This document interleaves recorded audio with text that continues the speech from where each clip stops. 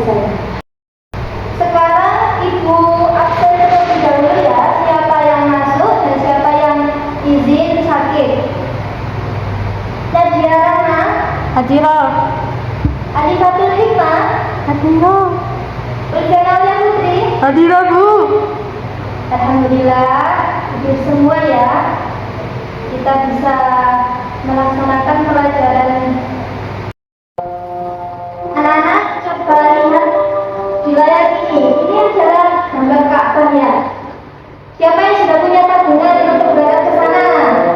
Atau ada orang tuanya atau kakeknya yang sudah mengantri haji? Masya Allah, semoga kita semua segera dipanggil oleh Allah supaya bisa berangkat ke sana.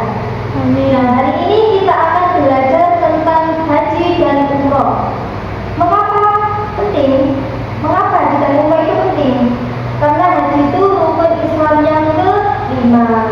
Kalau kita tidak mengetahui ilmunya, nanti kalau kita ibadah kita tidak bisa. Jadi kita simak baik-baik ya. Ayo anak-anak, sekarang coba perhatikan video ini. Nah, ini perjalanan haji dari Indonesia menuju ke Mekah.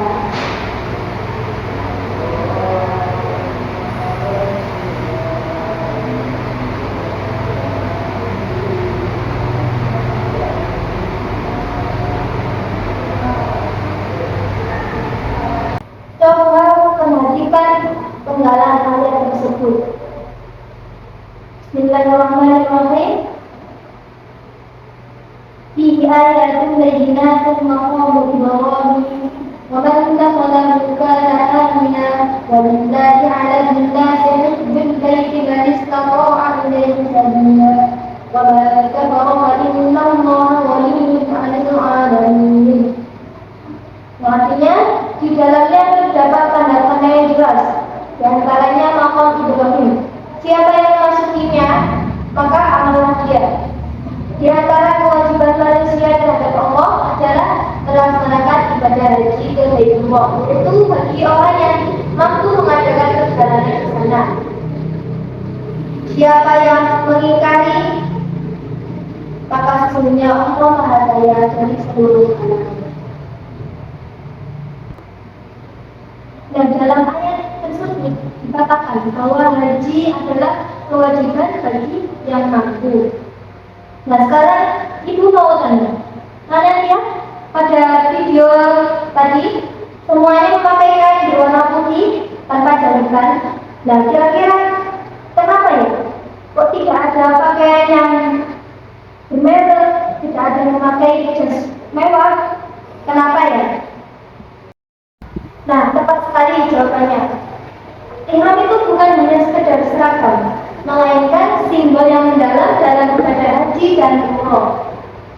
Simbol yang menunjukkan persamaan kesetaraan atau persamaan derajat di hadapan Allah. Jadi semua manusia itu sama.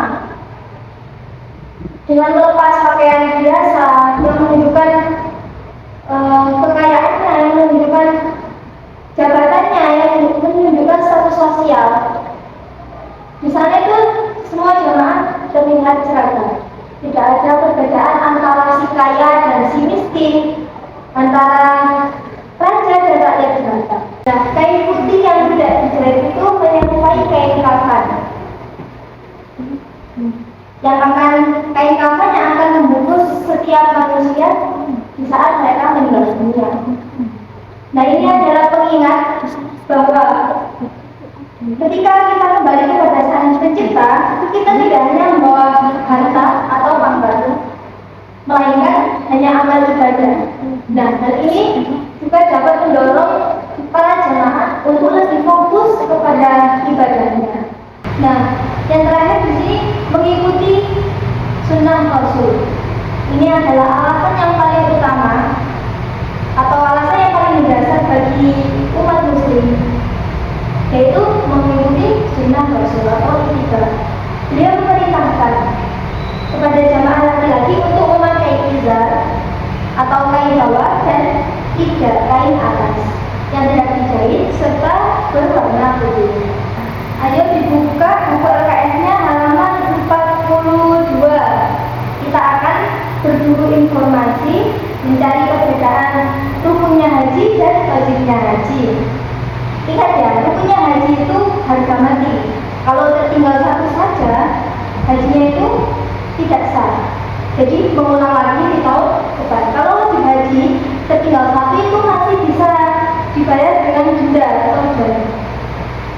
Nah, ibu lihat semua sudah mengerjakan kabelnya dengan baik. Sekarang kita coba bedah perbedaan dari rukun haji dan wajib haji. Karena selama ini masih banyak yang keliru, masih banyak yang tertukar. Nah, coba perhatikan dalam ibadah haji. Rukun haji itu ibarat jantung. Kalau jantungnya tidak ada, maka orangnya mati. Begitu juga dengan haji. Kalau salah satu rukun haji itu seperti wukuf atau tawaf ditinggalkan, maka hajinya tidak sah dan tidak bisa diganti dengan apapun, tidak bisa diganti dengan dam. Jadi kita harus mengulang di tahun depan. Mau bayar uang sebanyak apapun itu tidak bisa, atau dengan cara yang lain membayar dengan kambing itu tetap juga tidak bisa. Nah, betul sekali, sangat rugi. Itulah makanya kita harus berhati-hati, kita harus tertib dan teliti. Sedangkan kalau wajib haji itu ibarat anggota tubuh. Kalau tangan kita luka, kita masih hidup, tapi harus diobati. Jadi kalau wajib haji ada yang terlewat, hajinya tetap sah. Tapi kalian berdosa kalau dilakukannya itu dengan sengaja. Dan wajib haji ini bisa dibayar dengan denda atau dam, dan bisa dengan menyembelih kambing. Nah, maksudnya begini, jika kalian lupa melempar jumroh atau tidak bermalam di Mina, hajinya itu tetap sah. Tapi kalian berdosa kalau itu tadi dilakukan dengan sengaja. Tapi kalian bisa menembus kesalahan itu dengan membayar denda atau yang disebut dam tadi.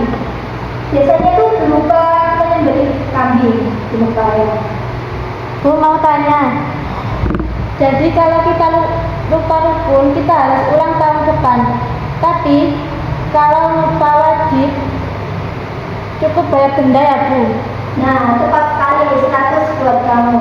Tapi ingat ya, ini jangan diremehkan. Kita harus tetap berusaha melaksanakan tujuannya dengan sempurna sebagai bentuk kedisiplinan kita terhadap Allah. Nah, anak, setelah kalian mendapat kabel perbedaan tadi, ibu punya satu kasus nyata. Ini sering terjadi di tanah suci. Coba kalian diskusikan dengan teman sebangkunya ya.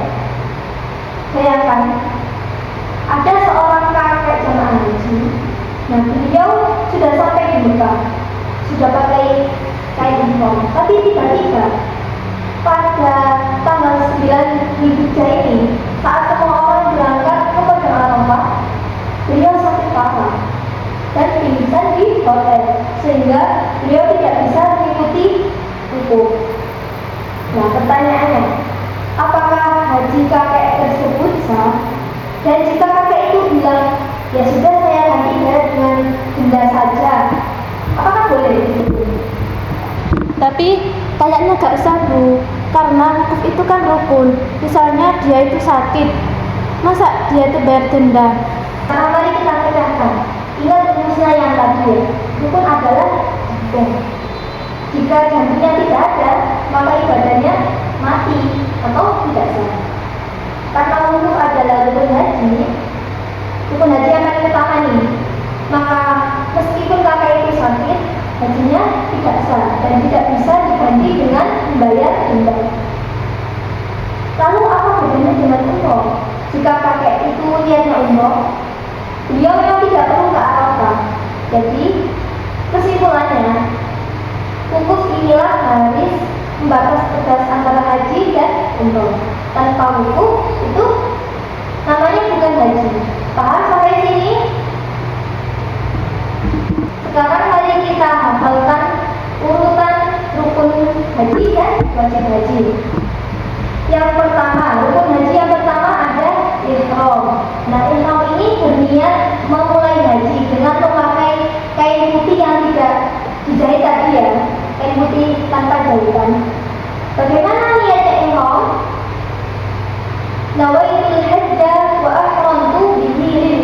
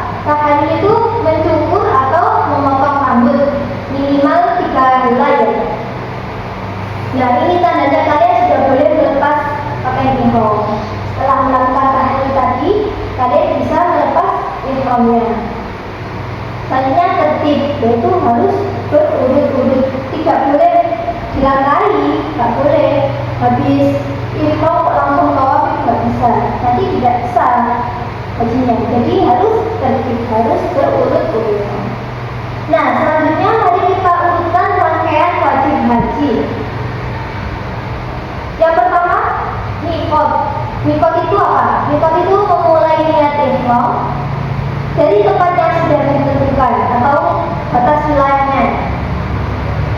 Lalu mabit di Musdalifah atau bermalam atau singgah sebentar di Musdalifah. Untuk apa? Untuk mengambil batu kerikil. Lalu mabit di Mina. Mabit di Mina ini bermalam di tenda-tenda Mina. Yang tenda warna putih berjajaran itu, yaitu mabit di Mina. Lalu melempar batu di jumroh ular, wusta, dan akobah sebagai simbol melawan setan. Menggunakan batu kerikil yang sudah diambil waktu di Musdalifah tadi, waktu bersinggah di Musdalifah tadi ya. Lalu menjauhi larangan ihram. Apa larangannya ihram? Selain pakai baju putih tadi, tidak boleh pakai parfum, tidak boleh memotong kuku atau menebang pohon. Nah, itu larangan yang harus dijauhi. Yang terakhir yaitu tawaf wada atau tawaf perpisahan sebelum kita meninggalkan Mekah. Sebelum kita pulang ke Indonesia, kita melakukan tawaf wada. Sampai di sini sudah paham semuanya? Sudah paham apa bedanya si jantung dan si anggota tubuh? Dan ingat ya, kuncinya itu di tertib. Tertib harus berurutan. Kalau kita melaksanakannya tidak berurutan, nanti hajinya tidak sah. Alhamdulillah, sekarang tadi kita coba praktekkan urutan rukun dan wajib tersebut dengan simulasi manasik mini kita ya. Alhamdulillah anak-anak, simulasi manasik mini kita tadi di kelas sangat luar biasa. Meskipun kita prakteknya hanya di dalam kelas, itu sudah cukup menurut ibu ya. Nah, sebelum kita akhiri, ada hal penting yang harus kalian bawa pulang dalam hati. Belajar haji itu bukan cuma soal hafal urutan tawaf atau lari-lari saja. Coba bayangkan, untuk bisa sampai ke Mekah, untuk bisa sampai ke Ka'bah, orang tua kita di Indonesia itu harus antri dulu, harus berpuluh-puluhan tahun antri haji. Ada yang menabung dari hasil jualan bukunya, ada yang menyisihkan uang demi sedikit, supaya bisa berangkat ke tanah suci, supaya bisa memenuhi rukun Islam yang kelima. Di sini kita diajarkan apa? Ajarkan kesabaran, Bu. Nah, tepat, kesabaran. Sabar menunggu giliran, sabar dalam antrean panjang, sabar dalam antrean panjang saat lempar jumroh, dan sabar menahan diri dari larangan ihram. Selain itu, ingat saat simulasi manasik ini tadi, tidak ada yang merasa hebat meski duduk di depan atau di belakang. Semua sama-sama bergerak mengelilingi Ka'bah. Itulah kesamaan derajat atau kesamaan kesetaraan. Jangan sampai kita merasa lebih tinggi dari teman kita yang lain. Nah, ibu doakan semoga suatu saat nanti bukan cuma meja kelas ini tadi yang bisa kalian kelilingi, tapi kalian benar-benar bisa menyentuh Hajar Aswad yang asli. Amin ya rabbal alamin. Oke anak-anak, sebelum kita tutup pembelajaran hari ini, ibu mau tes konsentrasi kalian terlebih dahulu. Kita main cepat-cepatan ya. Yang tahu jawabannya langsung angkat tangan. Oke? Pertanyaan pertama, apa perbedaan yang mendasar antara haji dan umroh? Ayo, siapa yang bisa menjawab? Angkat tangan. Jawabannya benar sekali, 100 buat kamu. Wukuf itu intinya haji ya. Pertanyaan kedua, kalau ada jamaah haji yang lupa atau yang tertinggal tidak melempar jumroh, apakah hajinya itu langsung batal atau bisa diganti dengan hal yang lain, bisa diganti dengan dam, tenda atau apapun itu? Nah, benar.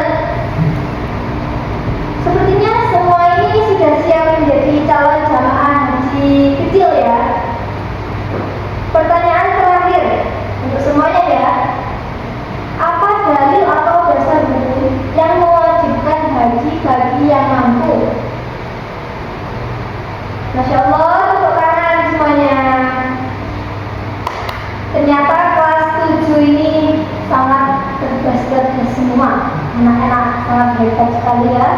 Ibu puas sekali dengan jawaban kalian. Ini tandanya kalian sudah paham dengan materi yang ibu sampaikan. Nah, untuk menguji pemahaman kalian, jangan lupa tugas rumahnya. Tolong tuliskan kembali 6 urutan rukun haji beserta dalil Quran surah Ali Imran yang sudah ibu bunyikan tadi ya. Ditulis di buku tulis dengan rapi. Pekan depan ibu akan beri nilai bagi yang tulisannya paling indah akan mendapatkan hadiah. Alhamdulillah, pembelajaran hari ini berjalan dengan lancar. Mari kita tutup kelas hari ini dengan rasa syukur dan doa kafaratul majelis bersama-sama.